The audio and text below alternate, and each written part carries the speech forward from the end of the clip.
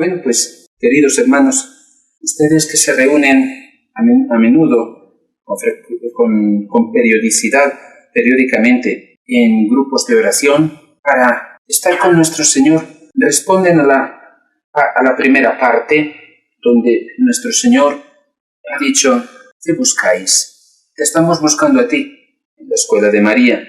Si no es en la escuela de María, a Jesús no se lo encuentra. Eso está claro. Entonces el Señor les ha dicho: venid conmigo y veréis. Hace falta que en los encuentros de oración haya no solamente oración, sino encuentro con nuestro Señor. O sea, que la oración sea realmente oración. Esto lo digo porque puede suceder que uno diga oraciones, pero no encuentra al Señor. ¿En qué consiste encontrarlo? ¿En qué consiste encontrar a María, nuestra Madre? Ha habido hay personas que el Señor les concede la gracia, el privilegio, la responsabilidad de verla con los ojos sensibles, porque tienen una misión que cumplir ante la Iglesia, ante los demás. Cuando acaba la visión tienen que vivir de fe como todos. Bueno, eso es aparte.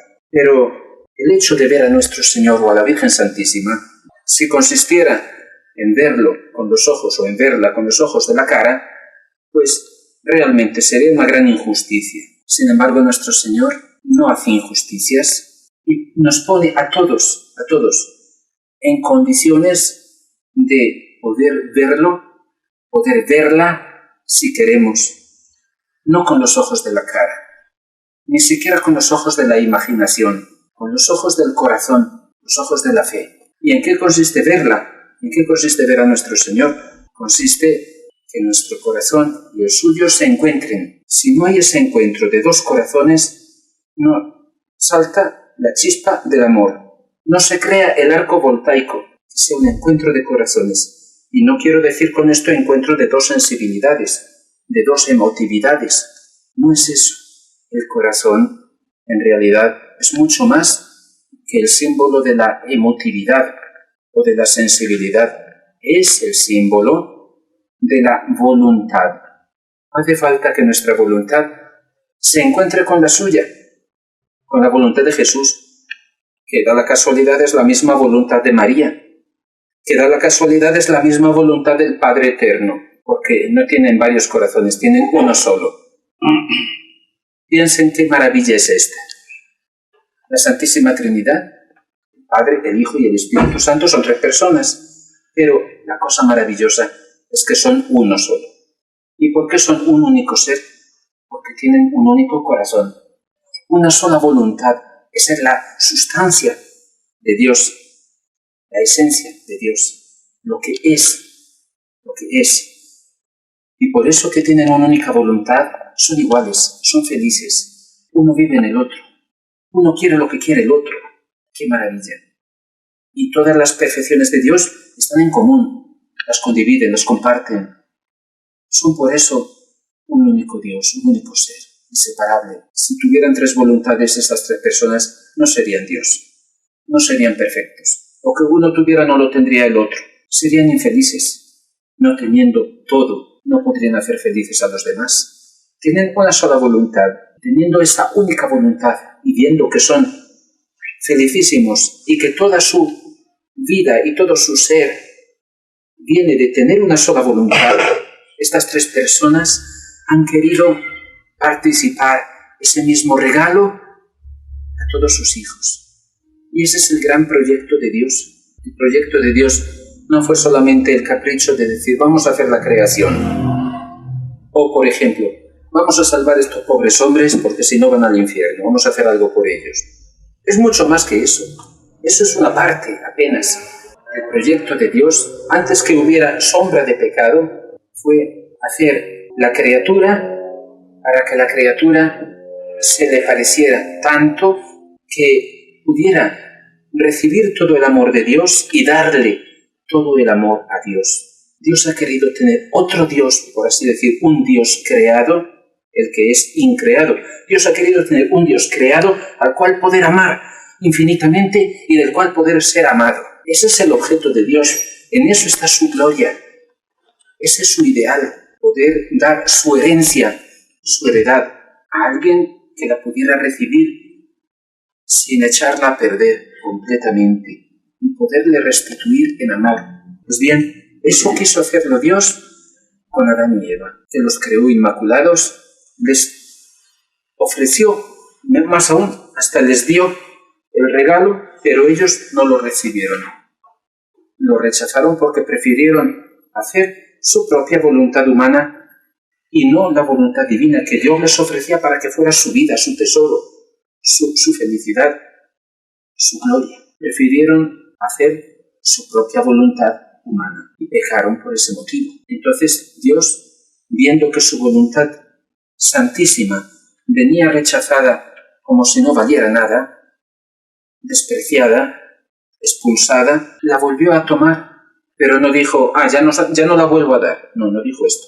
Dijo, la volveré a dar, pero primero tengo que hacer los preparativos. Tengo que redimir al hombre, tengo que salvarlo y preparar de este modo la salvación, no ya del hombre, mucho más la salvación de mi proyecto, dijo el Señor. Entonces pasan los siglos y Dios crea a María, nuestra Madre querida.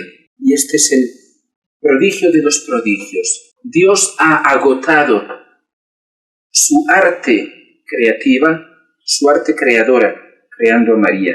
Y el Padre sacó de su propia identidad lo que le es propio y puso toda su omnipotencia a disposición de María para plasmarla. Y el Hijo de Dios sacó lo que es propio de su identidad, sacó la sabiduría. Y Dios agotó su infinita sabiduría. Y el Espíritu Santo sacó de su identidad lo que le es propio, su amor. Y más amor de ese, el Espíritu Santo dice, es infinito, pero no tengo más. Es todo. No tiene fin, pero eso es todo. Y lo puso todo en María. Esa fue la maravilla. Y esa voluntad de Dios que creó a María no se contentó con crearla inmaculada. Quiso darse a ella para que fuera su propiedad, para que fuera su reino, para que ella dispusiera de esa voluntad divina. Lo mismo había ofrecido a Adán y Eva, solo que Adán y Eva habían rechazado. Y María Santísima, en ese instante inicial, instante cero de su existencia, en un instante de luz infinita, comprendió quién es Dios y quién era ella. Dios infinitamente grande, el único, aquel que es. Ella, nada sin Dios, una criatura, una sombra. Se dio cuenta de cómo Dios la amaba, se dio cuenta de lo que Dios le ofrecía, se dio cuenta de que también Adán y Eva habían sido objetos de tanto amor y Dios les había ofrecido su voluntad divina y la habían rechazado y habían caído en el abismo de todas las miserias y dolores, la muerte corporal y muerte eterna. Y María, por una parte, sintió un amor infinito hacia Dios y una compasión sin límites hacia las pobres criaturas, de las cuales se sintió inmediatamente hermana y sintió en su corazón, en ese instante inicial, sintió que para cada criatura había una fibra en su corazón de dolor y de amor, y sintió un espanto enorme al pensar la posibilidad de hacer ella un acto de voluntad humana y repetir la desgracia de Adán y Eva.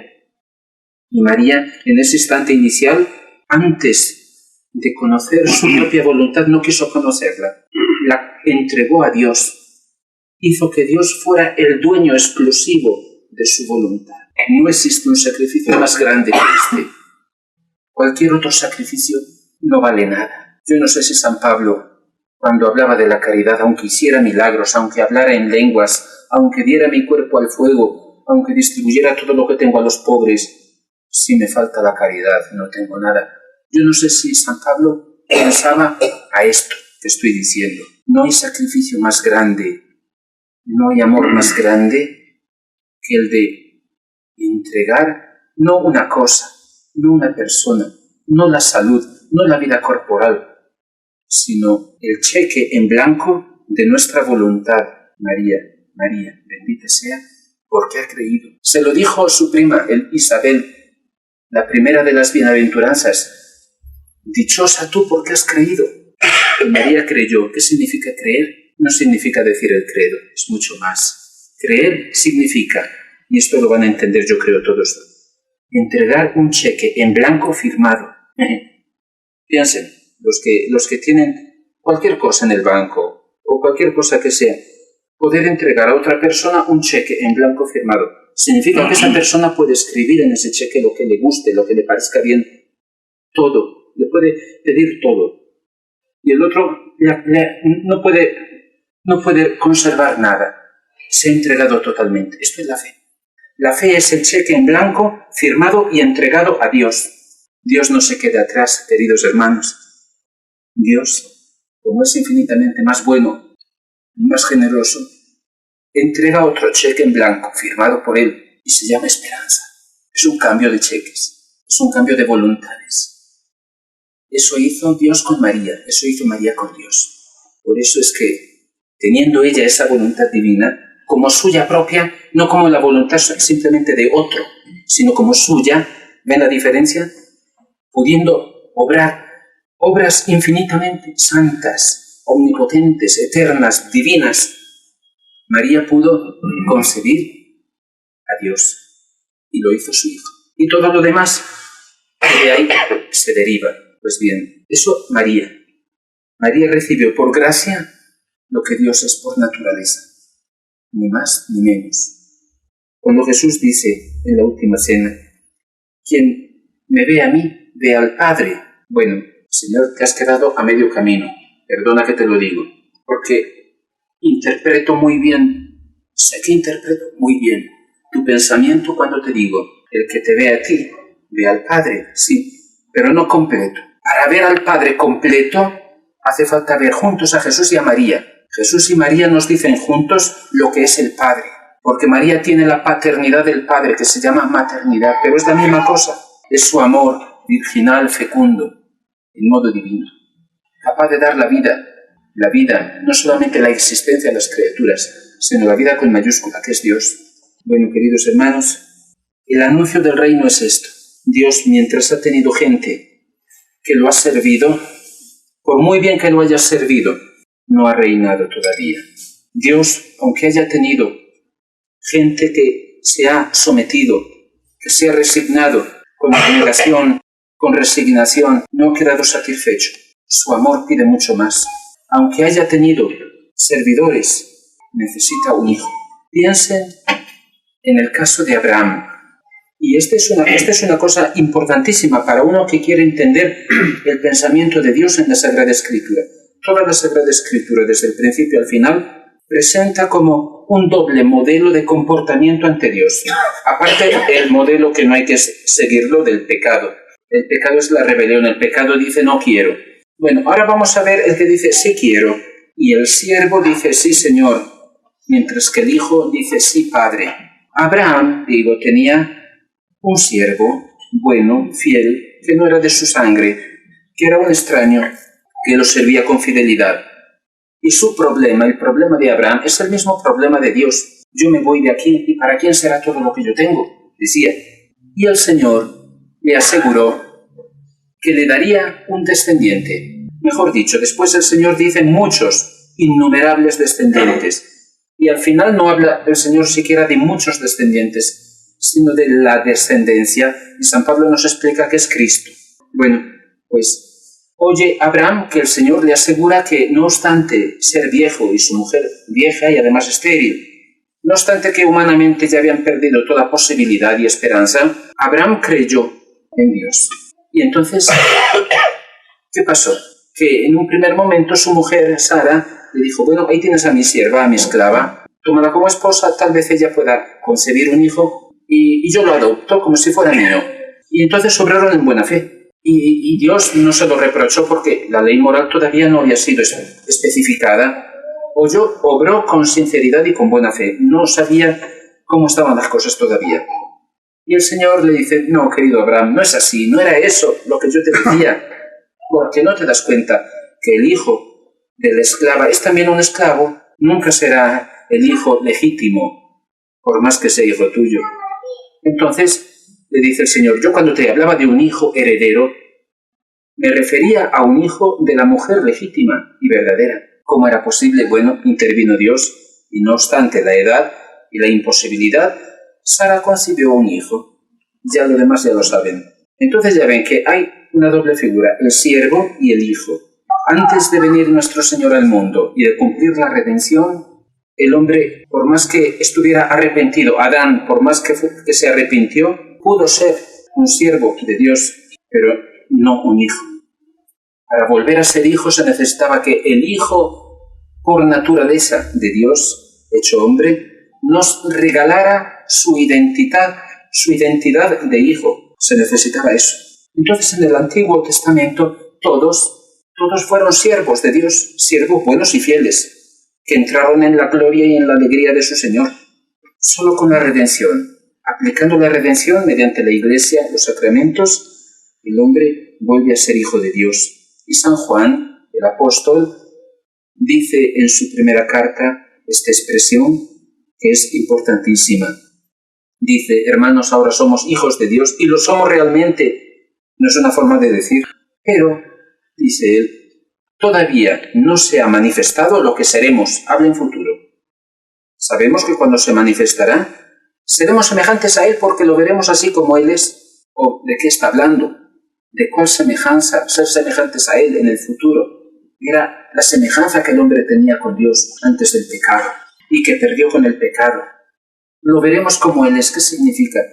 Que en el Evangelio nos lo han mostrado por fuera, mientras que lo principal y lo mejor es lo que es la vida interior. Y eso en el Evangelio no aparece, más que alguna frase aislada que dice nuestro Señor, aunque sean pocas frases y tan cortitas, son de la máxima elocuencia. Por ejemplo, cuando nuestro Señor dice a los apóstoles, yo tengo un alimento que vosotros no conocéis, mi alimento es hacer la voluntad del Padre y dar cumplimiento a su obra. Eso era para Jesús el pan de cada día, no la Eucaristía, sino hacer la voluntad del Padre. Era su alimento, su vida.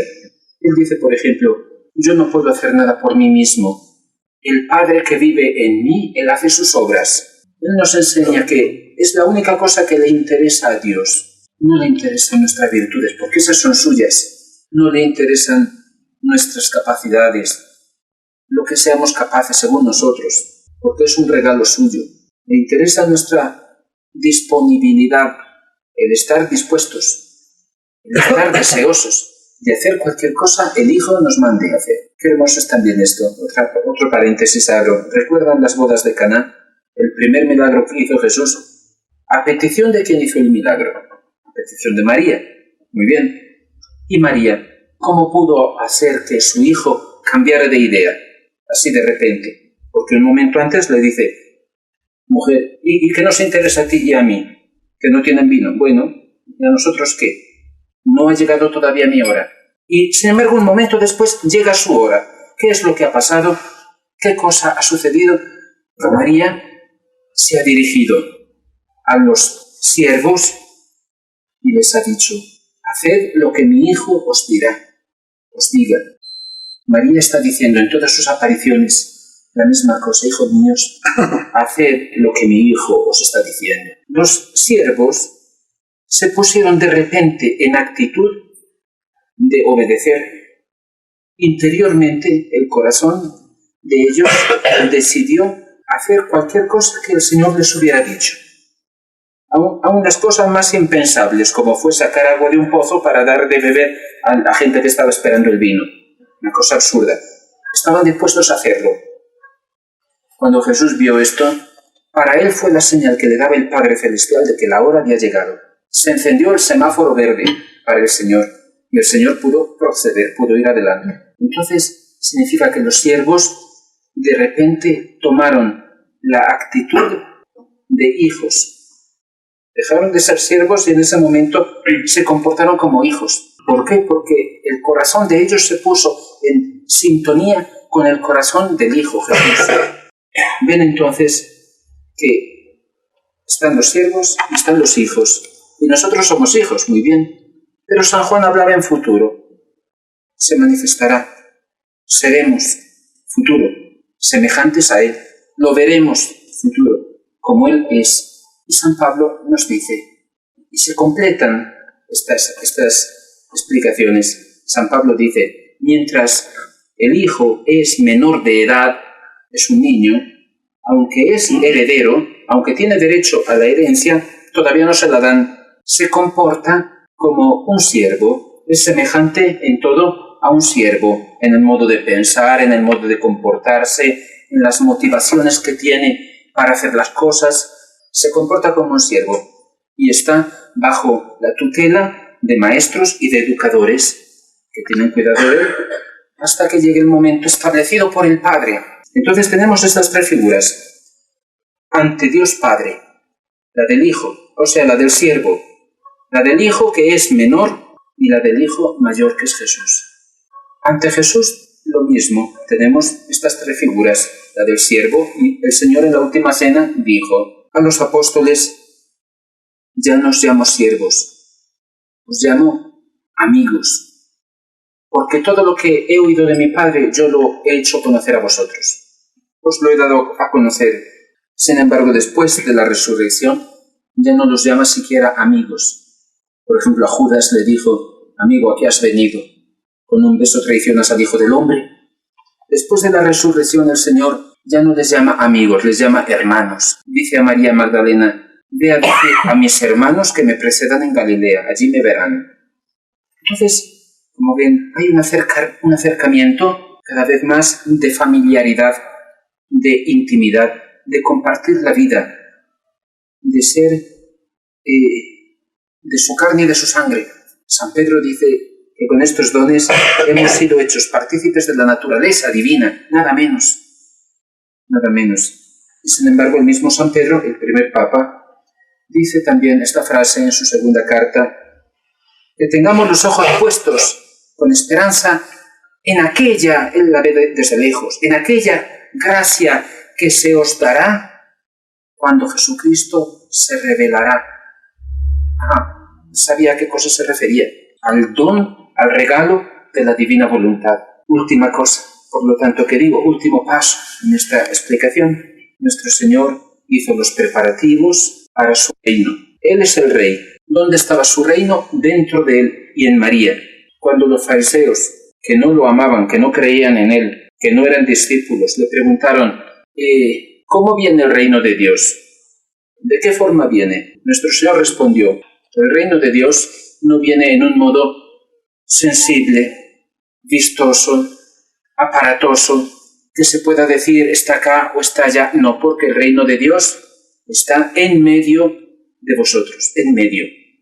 No dice, como ciertas traducciones falsas, en vosotros, porque ellos eran fariseos, ellos no tenían el reino de Dios. El reino de Dios está en medio de vosotros. Podía haber hecho así. Y si estaba allí su madre, hubiera podido también indicar a ella. Y Jesús, cuando murió y subió al cielo, él es el Rey, se llevó el reino.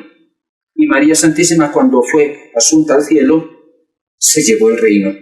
Y en la tierra que quedó, no el reino, los preparativos, los medios, el deseo, la invocación, la esperanza, la certeza que un día tendrá que venir. Con la misma certeza y seguridad con la que los hebreos, los israelitas, durante unos 2000 años invocaron el Mesías y lo esperaron, y por esa esperanza sufrieron y por esa esperanza cayeron, pero se convirtieron tantas veces, vivieron para eso, se plasmaron. Lo mismo los cristianos tenían que vivir así, con la esperanza, con el deseo que un día vendrá. Y de hecho así decía la Iglesia al principio. Los cristianos de los primeros tiempos, Maranatá, ven Señor Jesús, ven. El Espíritu y la esposa dicen, ven. Y la Biblia, la revelación pública o oficial, termina no con la palabra fin, sino con la palabra sí, vengo pronto. Y dice Jesús, sí, vengo pronto, vendré pronto. Pues bien, nuestro Señor hizo los preparativos que son los sacramentos, que son su Iglesia, que son sus enseñanzas, las gracias que ha dado a los santos, el magisterio de los papas, las revelaciones privadas, en nuestro siglo especialmente, también en el siglo pasado, pero sobre todo en el nuestro, las apariciones de María, en tantos lugares de la tierra, son preparativos, van con esa finalidad. ¿Dónde apuntan? ¿Dónde apunta María Santísima en este apostolado que está haciendo en la Iglesia? a preparar la Iglesia, a prepararnos a nosotros a un momento muy serio. El momento, en realidad, del encuentro con nuestro Señor, que viene no para redimir, sino para reinar. Ese momento que será una verdadera resurrección para la Iglesia. Si es resurrección, significa que estará precedido por una pasión y crucifixión y abandono de los hombres, de Dios, y muerte, pero no muerte, porque la niña no está muerta sino duerme, dijo Jesús, y pensaba sin duda en su Iglesia. Es decir, la resurrección viene precedida por estas cosas. La Virgen Santísima en todas sus apariciones se está refiriendo a esto, y está insistiendo tanto, por ejemplo, en la conversión y en los medios para la conversión, e indicando los peligros que nos acechan muy graves, no solamente para esta vida, sino para la vida eterna, si no nos convertimos a tiempo. Nos está advirtiendo como madre, precisamente porque se está acercando el momento del gran encuentro con el Señor. El Señor dejó esta petición en su Iglesia, este deseo, concentrado en el Padre Nuestro. Cuando decimos el Padre Nuestro, después nos lo explicará nuestro hermano Sandro, con la sabiduría que el Señor le da. En el Padre Nuestro es Jesús el que lo está diciendo cada vez que se dice junto con nosotros. Y diciéndolo Él, es una petición, pero es una promesa. Promesa más cierta que esa no puede haber otra. Venga tu reino, quiere decir que está prometido, que es infalible, que vendrá sin duda, cueste lo que cueste, vendrá. Y Dios tendrá su reino en la tierra como en el cielo. Se hará su voluntad en la tierra como en el cielo. Eso es su reino. Y en el cielo como se hace. Dios está resignado, Dios está simplemente sometido en obediencia, por amor, por temor, por interés, como nosotros, no. ¿Qué cosa es para Dios? Su voluntad es su vida, lo hemos dicho antes. Pues así como para Dios y para todos los que están con Dios en el cielo es vida, así quiere que sea vida para sus hijos que están en la tierra. Cuando para nosotros será vida, como lo fue para María y como lo fue para Jesús, entonces se cumplirá el reino de Dios en la tierra como en el cielo. Si todavía no se ha cumplido es porque se opone el reino rival, que es el reino del pecado. Mientras el hombre hace la propia voluntad, incluso en las cosas buenas, pero él se pone como protagonista, no da espacio a Dios. Dios no reina, mientras el hombre pretende reinar, incluso para hacer el bien. Pues bien, nuestro Señor quiere darnos su voluntad. Es el regalo más grande, es la gracia de las gracias. O como dijo una mística mexicana, una madre de familia, Conchita Cabrera, madre de 8 hijos, fundadora de 5 congregaciones religiosas, que pertenece a esta nueva escuela de santidad. Ella la llama la graciota. Es una palabra muy graciosa. La gracia de las gracias, es decir, la graciota. Y a ella le explica a nuestro Señor que es renovar su encarnación y todos sus misterios, hasta la muerte en cruz y la resurrección, renovar todo eso en el alma, en la criatura, no por naturaleza, sino por gracia.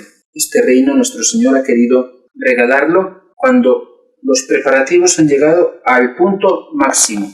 Y eso ha sucedido en nuestro siglo. Bueno, para un siglo. Y dirán, ¿cómo? ¿Dónde? El Señor ha empezado a regalar, y ya después de que ha regalado a la primera criatura que ha aceptado, a imitación de María, una criatura como nosotros, nacida en el pecado original, humanamente la más pequeña, la más pobre.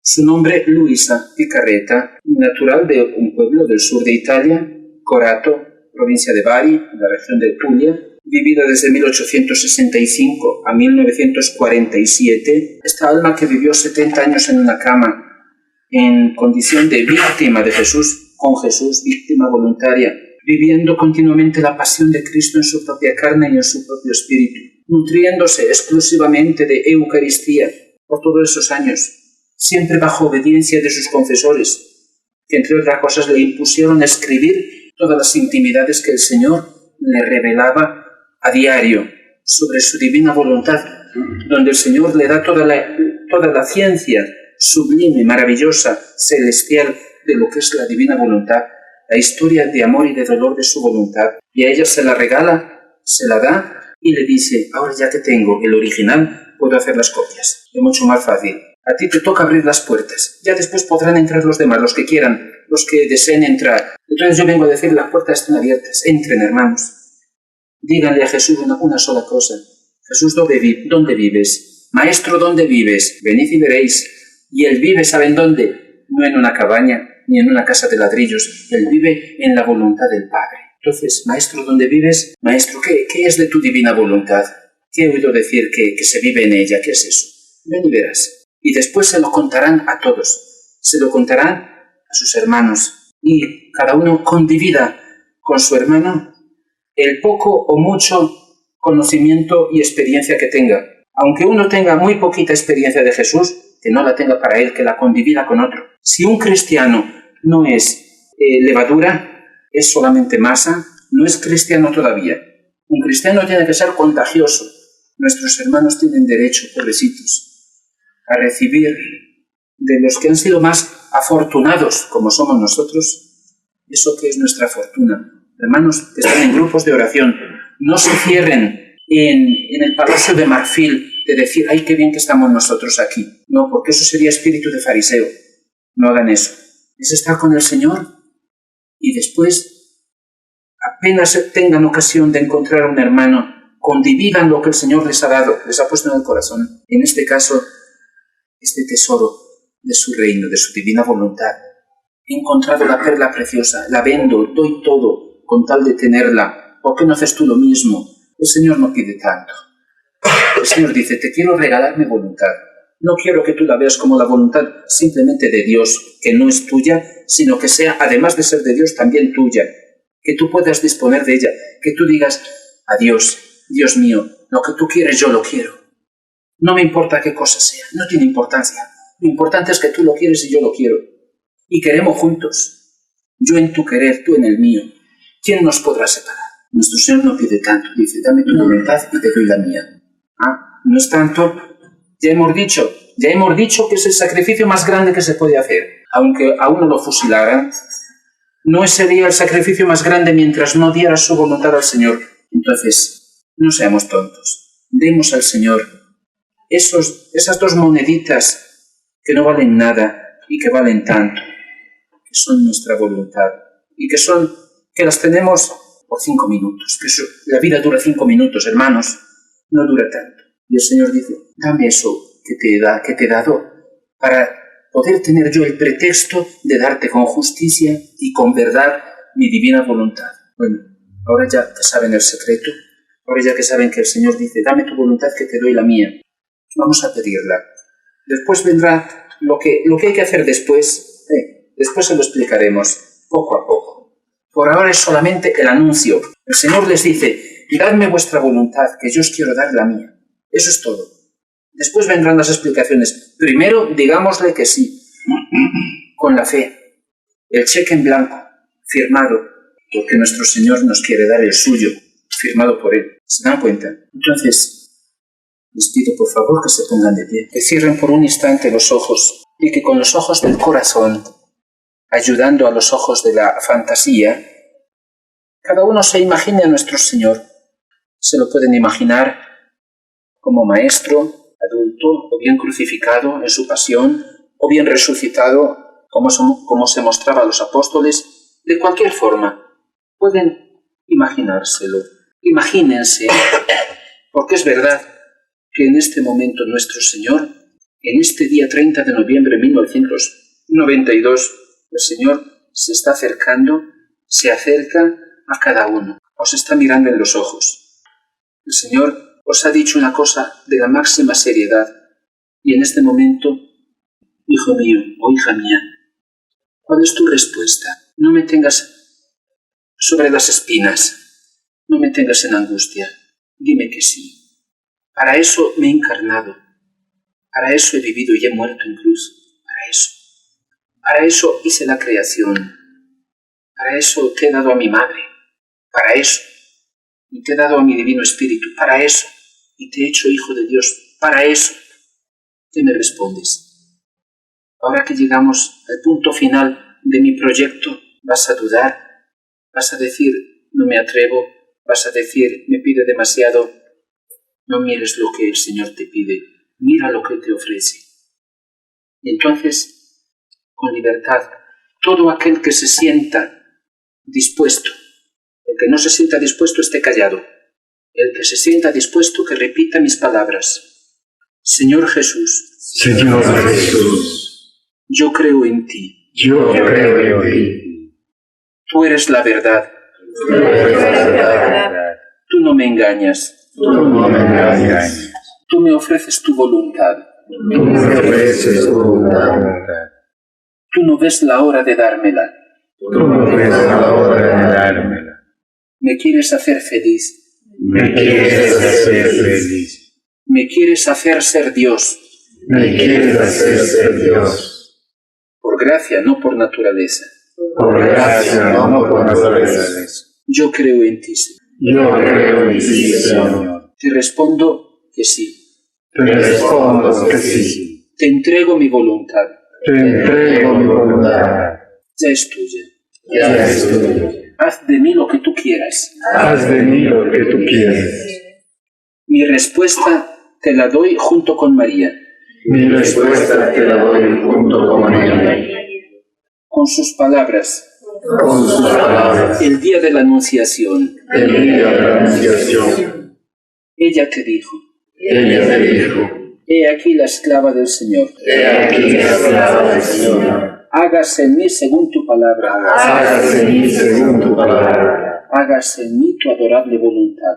Hágase en mí tu adorable voluntad. Te respondo con tus palabras. Te respondo con tus palabras. Las que dijiste al encarnarte. Las que dijiste al encarnarte.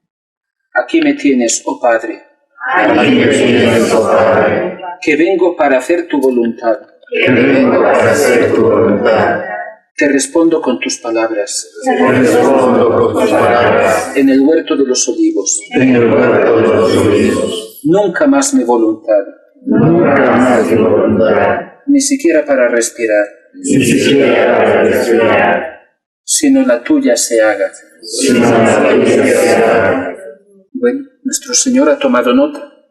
Nuestro Señor con sus santos ángeles que han pasado en este momento tomando nota de cada uno de los que han dicho que sí, les agradece infinitamente. Les dice: gracias, me hacéis empezar a reinar, con vosotros yo cuento. Si al mundo todavía le concedo que siga existiendo, es por vosotros.